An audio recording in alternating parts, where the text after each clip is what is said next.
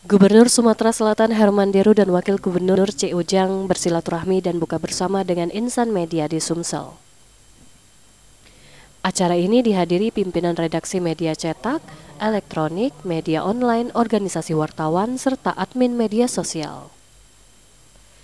Dalam sambutannya, Gubernur Sumatera Selatan Herman Deru mengajak media untuk terus menyebarkan informasi yang bermanfaat bagi masyarakat.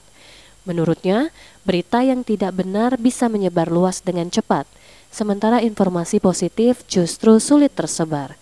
Sehingga ia menekankan peran media sangat penting untuk menjaga keseimbangan ini. Negatif yang sifatnya black campaign diimbangi dengan positif campaign. Tapi yang positif campaign ini kadang-kadang jarang dibuka uang. Herman Deru juga menyoroti kebebasan media sosial di Indonesia yang tidak memiliki batasan selain etika. Ia membandingkan hal ini dengan beberapa negara yang memiliki regulasi lebih ketat dalam membatasi akses media sosial dengan alasan tertentu.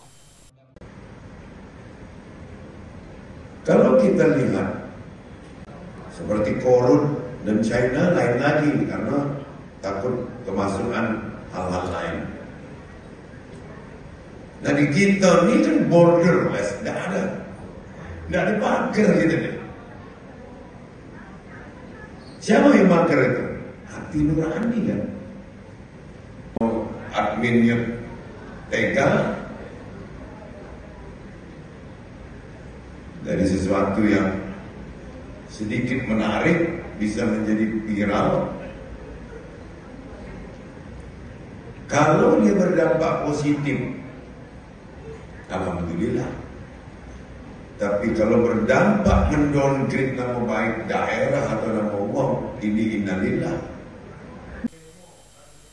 Sementara itu, Kepala Biro Humas dan Protokol Sumsel Tony Kurniawan berharap sinergi antara Pemprov Sumsel dan insan media semakin harmonis untuk mewujudkan Sumsel maju untuk semua. Kita semua juga berharap sinergitas antara pemerintah Provinsi Sumatera Selatan dengan kalangan media atau insan pers yang telah terbangun selama ini akan berdampak positif dalam memacu pembangunan daerah guna mencapai terwujudnya Sumsel maju terus untuk semua.